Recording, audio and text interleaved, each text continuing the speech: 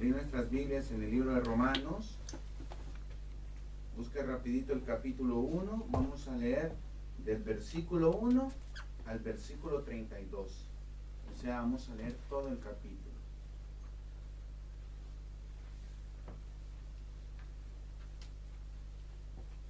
Cuando lo tenga, me dice un fuerte amén. Amén.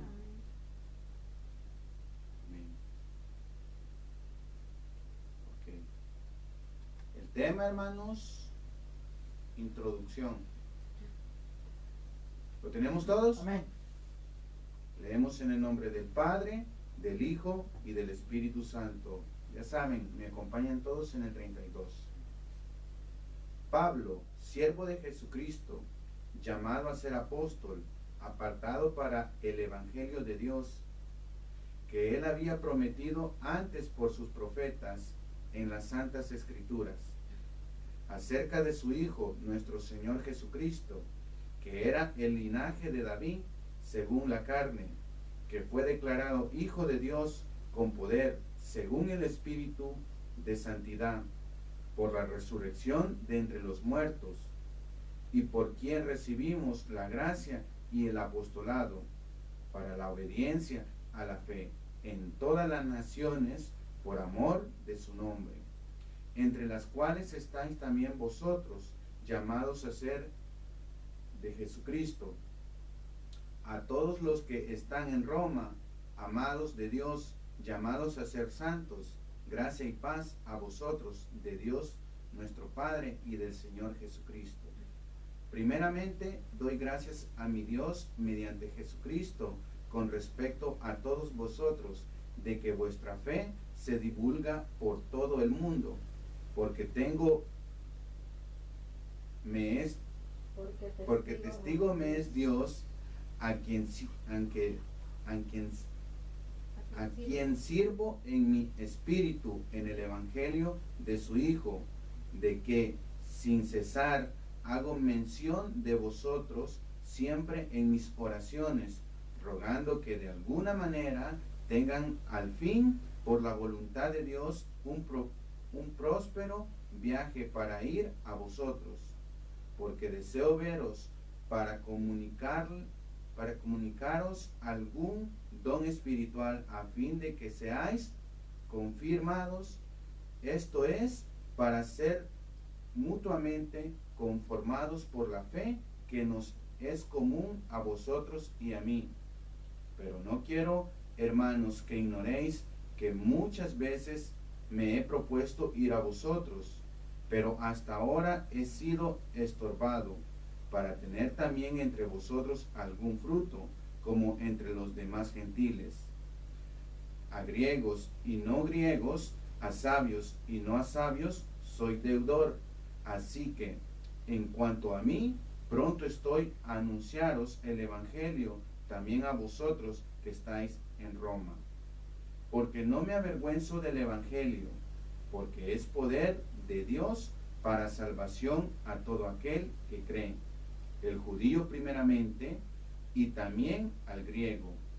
Porque en el Evangelio la justicia de Dios se revela por fe y para fe, como está escrito, mas el justo por la fe vivirá. Porque la ira de Dios se revela desde el cielo contra toda impiedad e injusticia de los hombres que detienen con injusticia la verdad. Porque lo que de Dios se conoce les es manifiesto, pues Dios se lo manifestó. Porque las cosas invisibles de Él, su eterno poder y deidad, se hacen claramente visibles desde la creación del mundo, siendo entendidas por medio de las cosas hechas, de modo que no tienen excusa. Pues habiendo conocido a Dios, no le glorificaron como a Dios, ni le dieron gracias, sino que se envanecieron en sus razonamientos, y su necio corazón fue entenebrecido. Profesando ser sabios, se hicieron necios, y cambiaron la gloria de Dios incorruptible en semejanzas de imágenes de hombres corruptible, de aves, de cuadrúpedos y de reptiles, por lo cual también Dios los entregó a la inmundicia en las concupiscencias de sus corazones, de modo que deshonraron entre sí sus propios cuerpos, ya que cambiaron la verdad de Dios por la mentira, honrando y dando culto a las criaturas antes que al Creador, el cual es bendito por los siglos. Amén. Por esto Dios los entregó a pasiones vergonzosas, pues aún sus mujeres cambiaron el uso natural por el que es contra naturaleza, y de igual modo también los hombres, dejando el uso natural de la mujer, se encendieron en su lascivia unos con otros, cometiendo hechos vergonzosos hombres con hombres, y recibiendo en sí mismo la retribución debida a su extravío. Y como ellos no aprobaron tener en cuenta a Dios, Dios los entregó a una mente reprobada para hacer cosas que no convienen, estando atestados de toda injusticia, fornicación, perversidad, avaricia, maldad, llenos de envidia, homicidios, contiendas, engaños y malignidades, murmuradores,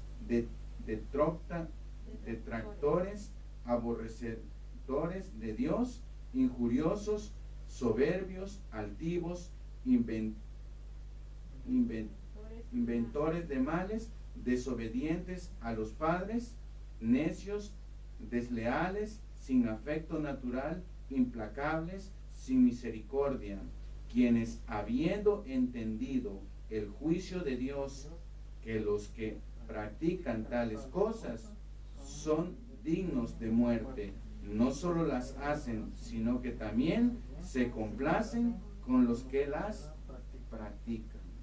Vamos a orar. Padre, te damos gracias, Señor bendito, por el privilegio que tú nos das de poder comenzar a estudiar el libro de los Hechos. Sabemos, Dios amado, que tú lo permites porque tú tienes un plan y un propósito para tu iglesia. Pedimos desde ya, Padre bendito, que sea tu Espíritu derramando toda esa sabiduría que viene de lo alto. Queremos entrar en tu conocimiento y aprender, Padre, para poder entenderte mejor, para tener una vida más plena y agradable a ti, bendito Señor. Ayúdanos desde ya, bendito Padre, cambiando nuestra mente, nuestro corazón, haciéndonos agradables a tu presencia y pudiendo entender y ser llenos de esa sabiduría que solo tú posees. Gracias te damos, Dios bendito. No sabes cuánto te agradecemos por el privilegio que tú nos das, sabiendo, bendito Señor, que tú eres el dador de todo y que gracias a ti hoy nuestra vida tiene revelación, que es tu gran y poderosa palabra. Bendito Dios del cielo, gracias te damos en este momento. Gracias porque estás con nosotros. Te pedimos, Padre, que te reveles para que nuestra vida se transforme. Gracias por todo en Cristo Jesús. Amén. Ok, hermanos, pueden acomodarse. Estuvo largo. Amén. Vamos a comenzar, hermanos, con la introducción. Posiblemente no vamos a comenzar a ver todavía ni el primer versículo. Vamos a ver varias características acerca, primeramente, del libro, de quién es el autor, qué beneficio nos trae, para qué nos sirve, cómo se debe de expresar. Bueno, en fin, tenemos aquí un buen repertorio que en este momento vamos a desarrollar. Primeramente, quiero decirle que vamos a ver el libro de Romanos y tengo 3 preguntas antes de comenzar. La primera es, ¿qué es el libro de Romanos?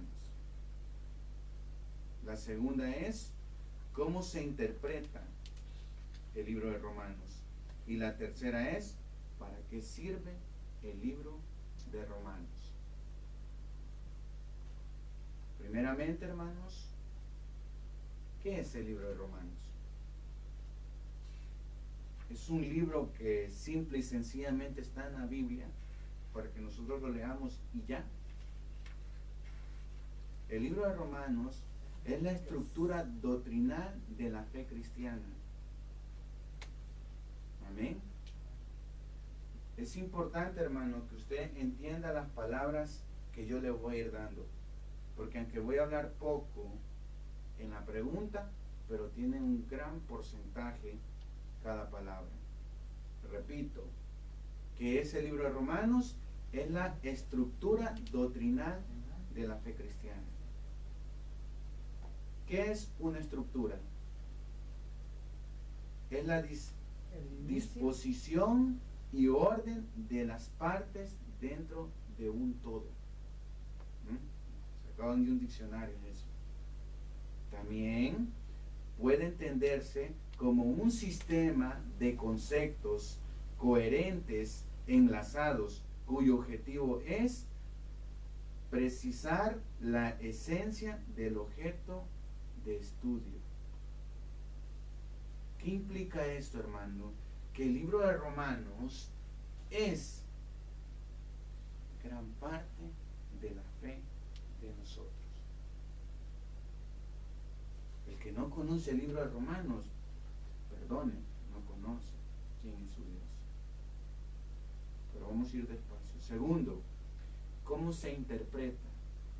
¿Cómo sería de interpretar el libro de Romanos? Quiero anexar, hermano, que es importantísimo que usted haya leído ya el libro de Hechos. Yo antes de comenzar, yo rogué y le pedí que lo leyera. Ojalá que usted haya estado atento y ya vaya por lo menos a la mitad del libro de Hechos, porque si no va a ser un poco difícil empezar a entenderlo. Pero yo sé que usted es fiel a Dios y lo va a comenzar a hacer si todavía no lo ha hecho. Amén. Ahora bien, hermanos, ¿cómo se interpreta? ¿Cómo podemos interpretar? Acuérdense que por ahí hay unas palabras que dicen: el problema de la Biblia es que cada uno interpreta a su conveniencia o a su manera.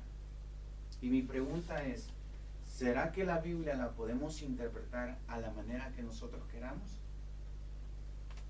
¿Será que necesitamos una guía o necesitamos un libro o un manual para poder interpretar la Biblia? ¿O será que la Biblia se interpreta a sí misma y no necesita ayuda de nadie? Porque partiendo de ahí ya tenemos tanta información. Ahora bien, se interpreta sistemáticamente, en palabras más accesibles a nosotros, teología sistemática. ¿Qué significa? Que el libro de Romanos se tiene que interpretar sistemáticamente. ¿Por qué? Porque usted no puede sacar un texto fuera del contexto y tener un pretexto. Porque en ese momento nosotros empezamos a hablar herejías de la palabra de Dios. ¿Amén? Si usted tiene ahí en qué anotar, anote todo lo que le va interesando, porque al final vamos a hacer las preguntas.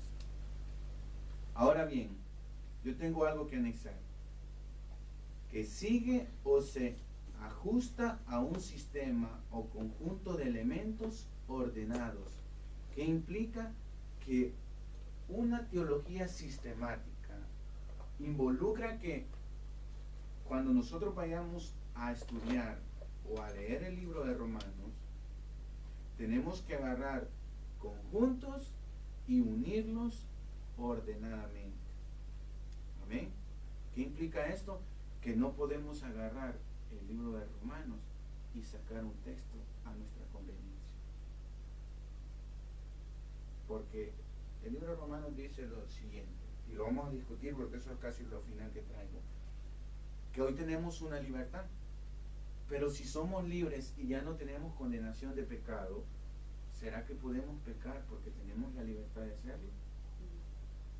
Y si la Biblia dice que de todo pecado hemos sido justificados, ¿eso qué implica? Y que la salvación no se puede perder, ¿eso qué implica? Que podemos pecar y no irnos al infierno.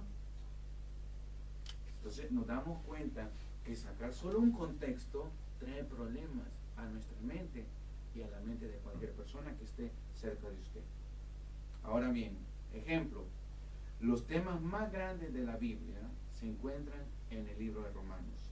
Por ejemplo, el pecado, la ley, el juicio, la fe, las obras, la gracia, la justificación, la santificación, la glorificación, la elección, la adopción, el plan de salvación, la obra de Cristo, la obra del Espíritu Santo, la esperanza del cristiano, la naturaleza y la vida de la iglesia, el lugar de los gentiles y judíos en el plan de Dios.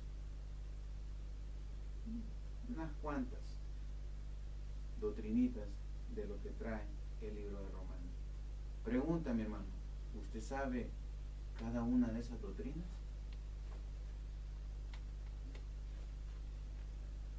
Vamos a entender un poquito más a fondo qué sería una teología sistemática. La palabra teología viene de dos palabras griegas que significan Dios y palabras. Combinadas, la palabra teología significa estudio de, vamos a ver si están conmigo, estudio de Dios. Eso significa teología. ¿Amén? Ahora bien, sistemático se refiere a algo que es puesto bajo un sistema. Teología sistemática es, por lo tanto, la división de la teología bajo sistemas que explican sus diversas áreas. ¿Amén? ¿Qué implica eso, hermano? Que cada cosa tiene su lugar. No podemos agarrar y hacer como nos dé la gana en la palabra del Señor. Pero, espérenme, que le voy a dar un poquito más para que usted vea. Ahora bien, por ejemplo, muchos libros de la Biblia dan información acerca de los ángeles. ¿Cuántos saben esto?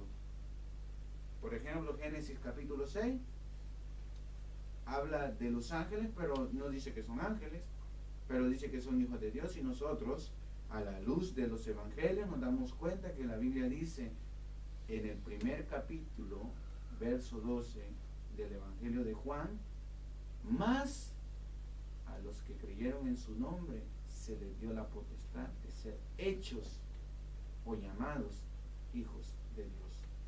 ¿Qué implica?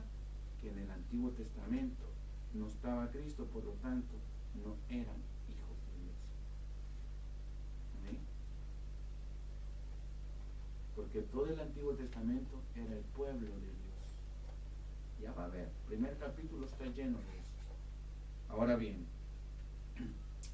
entonces hablando siempre de los ángeles, la teología sistemática toma toda la información sobre los ángeles de todos los libros de la Biblia y la organiza dentro de un sistema, y le podríamos llamar aquí angelología. ¿Por qué? Porque usted, antes de decir algo acerca de un ángel, ¿qué tiene que hacer, mi hermano? Tiene que tener un estudio sistemáticamente, que implica que si usted va a empezar del Génesis a buscar ángeles, va a terminar en Apocalipsis. Y después de que tenga todo eso, usted va a poder tener luz bíblica para expresar lo que diga. Ese es el gran problema de las personas que dicen la salvación se pierde, porque triste y lamentablemente no han estudiado sistemáticamente, primero, la gracia de Dios, que la encontramos en Romanos. Segundo, la ley. Tercero, los pactos. Cuarto, la salvación. Como no han estudiado, no saben nada, pero se llenan la boca y dicen, la salvación se pierde si tú no haces cosas buenas. ¿Amén? Entonces, despacito nos damos cuenta de la importancia de cada cosa, hermano. Nosotros somos bien atenidos, se lo digo con toda honestidad, porque venimos y creemos que solo por estar sentados ya Dios va a regalar todo. Dios quiere que nosotros andemos descubriendo, andemos leyendo, andemos investigando. Yo por eso incito que compre su Biblia de estudio, que compre su diccionario de estudio, que lea comentarios, que lea libros, no para que las empresas que hacen los libros y todo vendan, para que usted crezca en sabiduría. Amén. Ahora bien, eso es de lo que trata categóricas, o sea, en orden. Teología sistemática es una disciplina de la teología cristiana cuyo fin es formular una coherente, ordenada y racional presentación de la fe y creencia cristiana. Pregunta, hermanos, ¿usted hace así su presentación? ¿Presenta a Cristo de una forma clara y coherente? ¿O simple y sencillamente llega un punto de decir, es que usted tiene que creer en Cristo y basta? Usted tiene pruebas contundentes en su vida de decir, es que este Dios al que yo sirvo es un Dios real y yo tengo pruebas bíblicas que existen. Ahora, creencias cristianas inherentes a un sistema de pensamiento teológico que se desarrolla con un método que puede aplicarse tanto en lo general como en lo particular. Si bien una teología sistemática debe tener en cuenta los textos sagrados de su fe, ¿qué implica? Óigame, hermano, que nosotros no podemos hablar de nuestra fe sin la Biblia. ¿Amén? No nos podemos atrever a andar haciendo idea de que la gente va a creer en Dios sin que usted hable de lo que está aquí adentro. Amén. También debe mirar a la historia y vea lo que tenemos que ver aparte de la Biblia y de nuestra fe. Siempre aquí adentro, vea lo que tenemos que ver. Tenemos que ver la historia. Pregunta, ¿usted conoce la historia de la Biblia? ¿Conoce la historia del pueblo de Israel? ¿Conoce la historia de los profetas? ¿Conoce la historia de los pactos antiguos y el último pacto? ¿Conoce la historia del nuevo pacto? ¿Conoce la vida de Cristo? ¿Conoce la vida de los apóstoles? ¿Conoce cuándo se inició y cómo terminó la iglesia primitiva? Y palabras saborosas, ¿conoce usted cuando se hizo la reventación de todo y la palabra empezó a expandirse sin límites? Esa es la historia. Y está aquí, hermanos, en toda la Biblia. Por eso el libro de Romanos nos orienta para que nosotros nos demos cuenta cómo es. La filosofía, recuérdese que nosotros por naturaleza, si el ser humano es filósofo, ¿por qué? Porque nosotros tenemos una filosofía. ¿Cuál es? Que Cristo murió en una cruz por nuestros pecados y gracias a eso nosotros somos salvos. Esa es nuestra filosofía.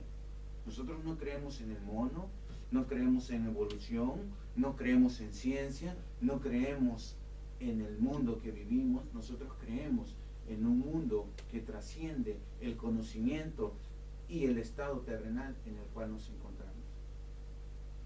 Esa es nuestra filosofía. Tenemos que estudiar la ciencia de la Biblia, o sea, usted sabe que el Génesis está lleno de eso. La ética, clásicamente la teología sistemática se divide en las doctrinas de la palabra de Dios, la doctrina de Dios, la doctrina del hombre, la doctrina de Cristo, la doctrina del Espíritu Santo, la doctrina de la redención, la doctrina de la iglesia y la doctrina del futuro. Pregunta, ¿cuál cree que es la doctrina del futuro? Porque tenemos una doctrina, ¿lo sabía? ¿Cuál cree que sea esa doctrina del futuro? La doctrina del futuro es que vamos a estar con el Señor. Tenemos ya un plan perfecto para el futuro. Tenemos la boda del Cordero, tenemos tanta información, tenemos una ciudad santa y un cielo y una tierra nueva, donde la ley va a ser la ley de Dios. Tenemos un futuro, no andamos errantes y perdidos como la humanidad. Amén. Y para eso, hermanos, hay que estudiar de qué forma se interpreta la Biblia, ya no solo el libro de Romanos, de una manera ordenada, coherente y con sentido. Ahora bien, Pregunta, ¿para qué sirve? ¿Para qué nos servirá el libro de Romanos?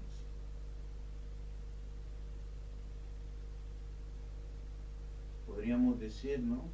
Es el alimento más grande de la vida de un cristiano, hablando espiritualmente, porque todo cristiano, después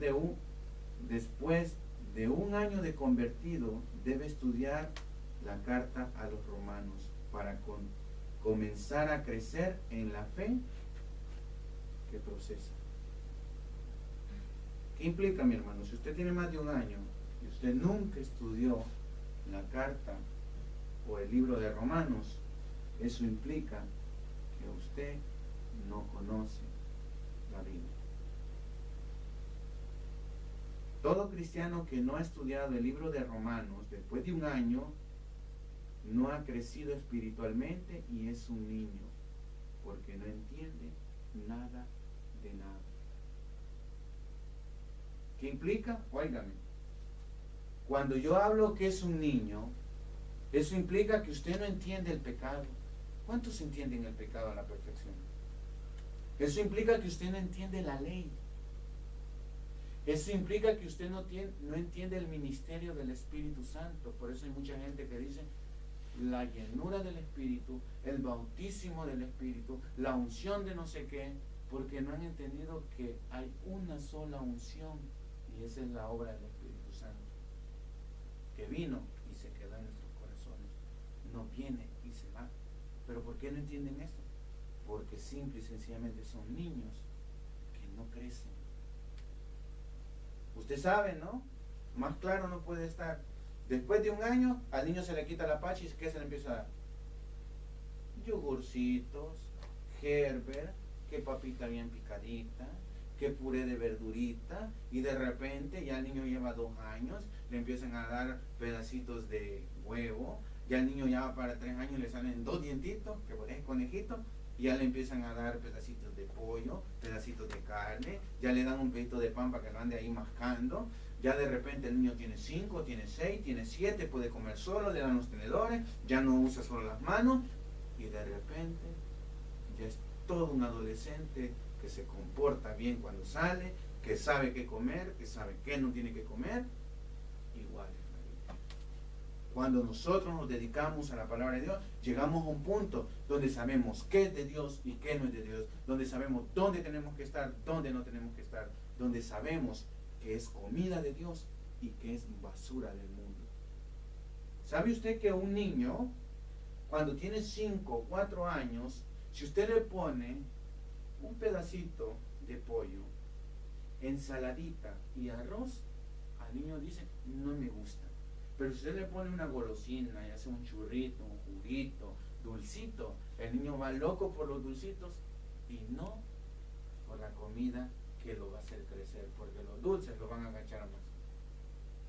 Pero la comidita lo va a levantar. Y qué casualidad que así son los cristianos. Hay muchos que estos estudios, ay no, se le ocurrió a venir con esos estudios. Y no vean cuántos somos ahorita. No vaya a ser que, hermano, y el martes vamos a tener una reventación y una unción del Espíritu y van a hablar en lenguas y todo, y ahí la gente que ni cabe y llaman a otros y aquí estuviera lleno yo. Y ya me pongo a gritar y a decir chacalaca, laca, laca y termino hasta loco, ¿no? Pero cuando se habla de estudiar, de indagar versículo por versículo, ahí nadie está. Y nos damos cuenta de la importancia que es profundizar palabra por palabra en la Escritura. Solo es una introducción, hermano. Usted no sabe el banquete que nos vamos a dar cada vez que veamos esto. Yo le pido al Señor que me dé sabiduría para que usted sea transformado por Él, porque verdaderamente hay tanta sabiduría, ya que el libro de Romanos es el libro que nos ofrece la mayoría de las doctrinas de nosotros para que entendamos la Escritura. Amén. Ahora bien, Romanos, esta es la escritura del libro. Antes de darle la introducción, quiero hacer algo importante y quiero dividirle desde ya cómo va a estar el libro de Romanos, en 3 partes. La primera parte, del capítulo 1 al 8.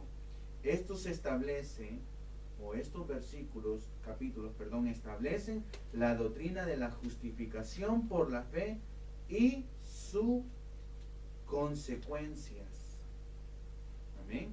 O sea, hay consecuencias de no creer en la justicia de Dios. ¿Cuál cree que sería una consecuencia? Que usted no se va al cielo. Segunda parte, del capítulo 9 al 11. Estos explican la exclusión de los judíos y inclusión de los gentiles. Usted sabía eso, ¿verdad? Usted sabía que nosotros no éramos el pueblo de Dios. De todos los pueblos que habían en aquel entonces, en el Antiguo Testamento, de todos esos Dios escogió a uno, y no era judío, porque la Biblia nos enseña que Abraham era judío, pero dice, ese será mi pueblo. Y encontramos hasta en el Génesis, en el capítulo 34, cuando Jacob pelea con un ángel y es cambiado el nombre de Jacob, que fue el último patriarca de donde salió todo el linaje de Israel, porque en esa pelea le dijo, tu nombre ya no será más Jacob, de ahora en adelante te llamarás Israel, el que pelea al lado de Dios. El que pelea con Dios. Hay bastante similar en otros. Ahora bien, hermano, desde ahí empezamos a ver que aparecieron los judíos. Saliendo de esa nación, ¿qué eran el resto de naciones? O el resto de etnias o pueblos.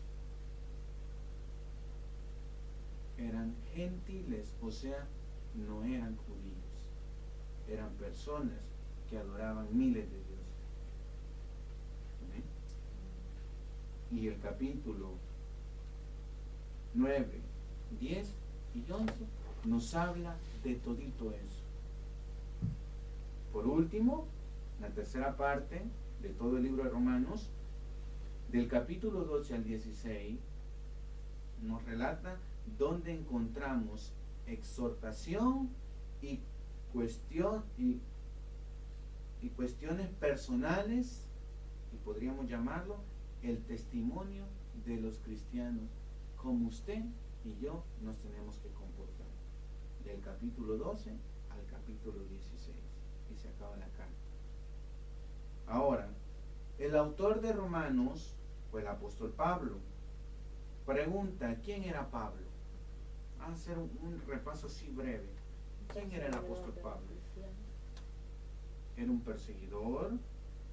Pablo, hermanos, para hacerle un poco de historia, dice la escritura que Pablo se llamaba Saulo de Tarso.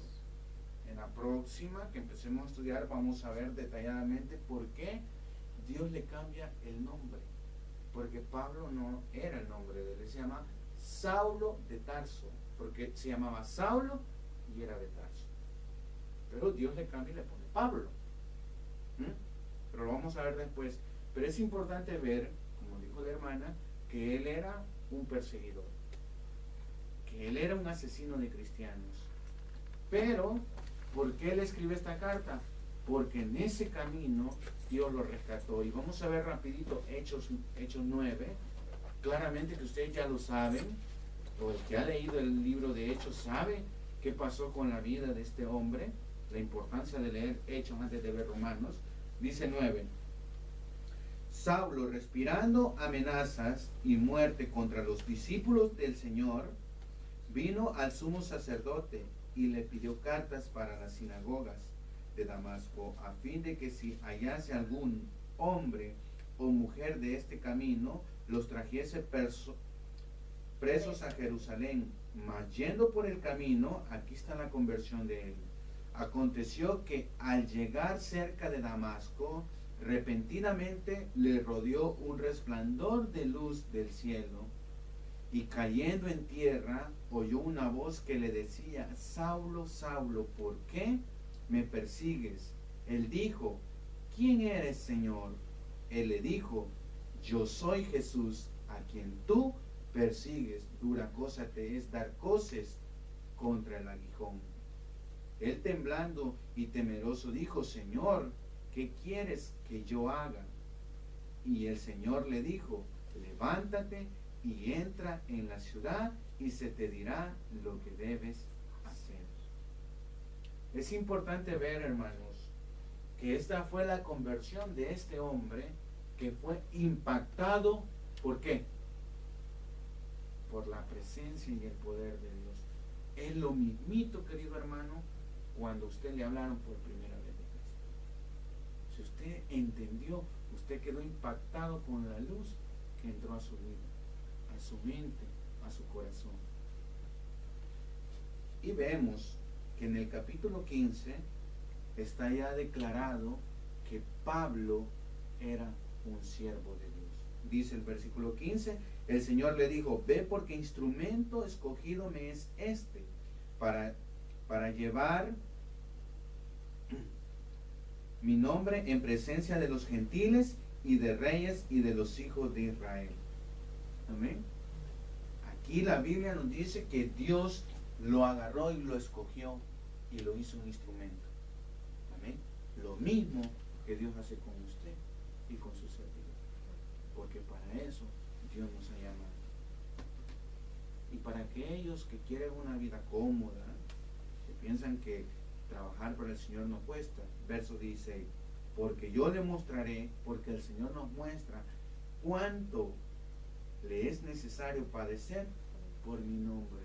Nosotros hemos sido llamados para sufrir, porque en este mundo vamos en contra de la sociedad, porque vamos con Dios, y en este mundo el que reina es el enemigo momentáneamente, porque la Biblia dice en el Evangelio de Juan, en los primeros versículos, que las tinieblas no prevalecerán sobre la luz.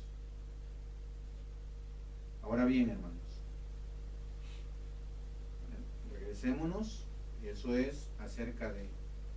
No hay tesis, si no les he dado nada todavía. Ahora bien, esta carta se refiere a los destinatarios de esta ciudad, la iglesia en Roma. Pablo está por incluir su tercer viaje misionero y anticipa una visita a Roma. Pablo escribe esta carta para presentarse a sí mismo y para hacer un resumen del mensaje del Evangelio. Pues si usted se da cuenta, él dice que tenía deseo de ir, pero no había podido porque siempre tenía obstáculos. Pero por eso le hace una gran presentación. Ahora bien, Pablo anhelaba ver a los creyentes ahí y envió esta carta para presentarse y declarar la fe. Demostró que todos los hombres estaban perdidos, pero que la salvación está al alcance de todos. Y eso es lo que vamos a ver más adelante. Somos justificados por gracia mediante la fe en Cristo. Esta salvación nos da la libertad del poder del pecado, para ya no caer en esas tentaciones y que lleguemos a una semejanza como Cristo. La libertad debe ser guiada por el amor y la unidad, especialmente entre gentiles y judíos. ¿Sabe qué implica esto? Que su libertad depende de cuánto ama y de con qué unidad vive con sus prójimos. Ahora bien, vamos a ver un poquito de historia, ¿no? Según la historia bíblica, el apóstol Pablo escribió gran parte del Nuevo Testamento, incluyendo el libro de Romanos. Su carta personal a la iglesia de Roma, escrita por alrededor del año 57 o 58 después de Cristo, anima a la iglesia en la justicia con Dios y en el abrumador amor de Dios para cada uno de los cristianos y para la iglesia en conjunto. Aunque Pablo pasó tiempo al comienzo de la epístola, o sea, de la carta de Romanos, elogia a los cristianos que vivían ahí por su fe. Amén. Haciéndonos entender a nosotros, hermanos, con la introducción, o sea, con la historia de la carta, que Dios nos va a honrar si nosotros guardamos nuestra fe y la practicamos. Quiero anexar varias cosas. La primera, tipos de lecciones. ¿Sabía usted que la carta tiene tanto conocimiento y la han interpretado muchas personas? Y yo quiero explicar un par de cosas. Una amplia variedad de lecciones de estudios bíblicos en el libro de Romanos ofrece materiales que hacen reflexionar mucho acerca de lo que nosotros estamos creyendo. Mientras que algunos estudiantes abordan a los romanos, o sea, hay personas que van a Roma, hay personas que leen libros, hay personas que miran por internet, hay profesores que indagan profundamente en la carta. ¿Por qué le digo? Porque todos ellos buscan la manera de poder presentar de la mejor manera la carta de los romanos. Amén. Pregunta, hermano, ¿cómo se debe de estudiar la carta de los romanos? ¿Sabía usted que usted no puede dar interpretación a la carta de los romanos sin haber leído los 16 capítulos? ¿Qué implica? Que usted no puede hablar de la carta de los romanos sin ser un lector. ¿Cuántos ya leyeron Romanos? No se preocupe, que si viene siempre lo va a leer. También es importante que para estudiar, hermanos, se ayuden de libros cristianos, claramente, de diccionarios, de concordancias, de Biblias de estudio, para que su conocimiento, para que las frases, para que las palabras que usted no entienda, las busque en el hebreo, en el griego, y su conocimiento vaya creciendo y evolucionando. Amén. Ahora, vamos a dejar hasta aquí. Solo quiero tocar el capítulo 7 de Romanos. Y yo le puse dilema del capítulo 7. El séptimo capítulo del libro ha tenido como consecuencia una gran confusión para muchos lectores de la Biblia. Pablo discute una lucha dentro de sí mismo que parece paradójica y difícil de entender. Vamos a verla rapidito y le voy a dar lo que he estado viendo de muchas personas que han querido interpretar. Y quiero decirle algo, hermano. Yo estoy convencido, yo sé que el Señor va a obrar. El Señor nos va a dar un entendimiento en esto. Solo vamos a leer, vamos a empezar del 7 en delante. 7:7 de Romanos, porque es aquí donde empieza lo bueno. ¿Qué diremos pues? Pregunta. Segunda pregunta. ¿La ley es pecado? En ninguna manera. Pero yo no conocí el pecado sino por la ley, porque tampoco conocí la codicia, si la ley no dijera, no codiciarás.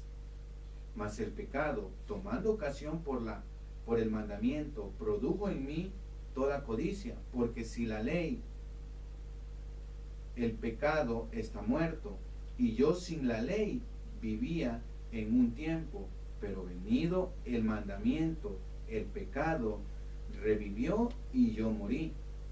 Y hallé que el mismo mandamiento que era para vida, a mí me resultó para muerte, porque el pecado, tomando ocasión por el mandamiento, me engañó y por él me mató. De manera que la ley, a la verdad, es santa, y el mandamiento santo, justo y bueno. Luego, lo que es bueno, ¿vino a ser muerte para mí? Pregunta. En ninguna manera, sino que el pecado, para mostrarse pecado, produjo en mí la muerte por medio de lo que es bueno, a fin de que por el mandamiento el pecado llegase a ser sobremanera pecaminoso, porque sabemos que la ley es espiritual, mas yo soy carnal, vendido al pecado. Porque lo que hago no lo entiendo, pues no hago lo que quiero, sino lo que aborrezco, eso hago. Y si lo que no quiero, esto hago, apruebo que la ley es buena. De manera que ya no soy yo quien hace aquello, sino el pecado que mora en mí. Y yo sé que en mí, esto es, en mi carne, no mora el bien, porque el querer el bien está en mí, pero no el hacerlo. Porque no hago el bien que quiero, sino el mal que no quiero, eso hago. Y si hago lo que no quiero, ya no lo hago yo, sino el pecado que mora en mí. Así que, queriendo yo hacer bien, hallo esta ley, que el mal está en mí. Porque según el hombre interior, me deleito en la ley de Dios, pero veo otra ley en mis miembros, que se revela contra la ley de mi mente y que me lleva cautivo a la ley del pecado que está en mis miembros. Miserable de mí, ¿quién me librará de este cuerpo de muerte? Hasta ahí. ¿Entendió?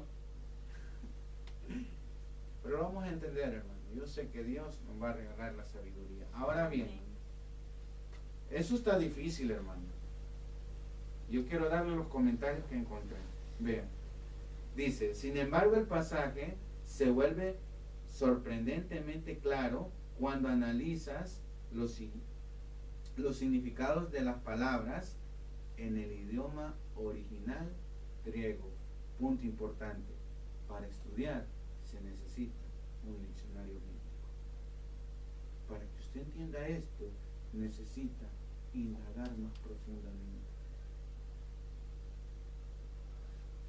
Ahora, el pensamiento griego separa al hombre en tres partes: cuerpo, alma y espíritu.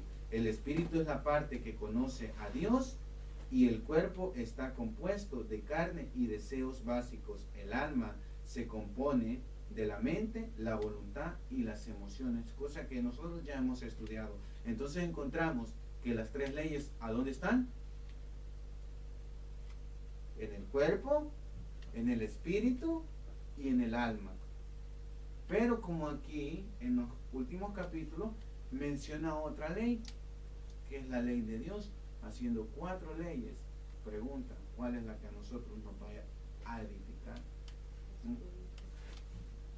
La palabra griega para carne, sars con X al final, se ha traducido como naturaleza carnal, que confunde a mucha gente. La lucha para hacer lo correcto generalmente se produce justo en el alma. ¿Dónde es el alma? La mente. El espíritu es el corazón. La carne nunca quiere hacer lo correcto. El espíritu, él conoce a Dios, siempre quiere hacer lo correcto. La batalla tiene lugar en los pensamientos, las emociones e incluso en la disciplina básica de la toma de decisiones correctas. El alma por sí, decirlo, tiene el voto final en la batalla de las decisiones entre el bien y el mal. ¿Qué implica, hermano? Que para que nosotros lleguemos a conclusiones correctas, tenemos que dejarnos llevar por la palabra y decirle a nuestra mente y a nuestro corazón que esto es lo correcto. Pero nosotros somos personas pensantes. Y a ver Pablo lo que dice acerca de esto, del pensamiento de nosotros. Y la Biblia lo que nos dice que para que nosotros entendamos, tenemos que pensar. Eso que implica que la Biblia nos ofrece y nos da la oportunidad de que nosotros también indaguemos para tener más conocimiento. Amén. Vamos a dejar hasta aquí. Vamos a empezar de lleno ya la próxima clase. Antes de terminar, ¿Alguien tiene alguna pregunta? Ahorita todavía no hemos comenzado nada, pero si usted tiene alguna duda, díganme. Ahorita estamos disponibles.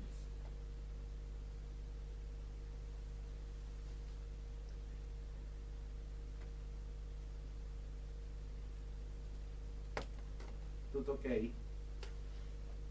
Todo está bien. Pero vamos despacito, hermano. Yo sé que estuvo bien pesada la introducción, pero era necesaria, ¿no? Porque necesitamos aprender tanto, hermanos. Pero con paciencia Dios nos va a revelar muchas cosas.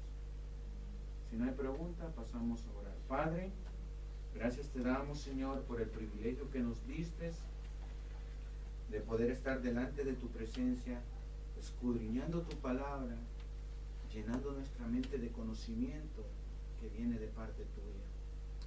Ahora te pedimos, Señor amado, que todo este conocimiento que tú estás poniendo en nosotros, lo podamos poner en práctica y que sirva, Padre, no para jactarnos, no para creernos más que otros, sino para llevar más personas a tu presencia, para que sean transformadas por la sabiduría que viene de ti.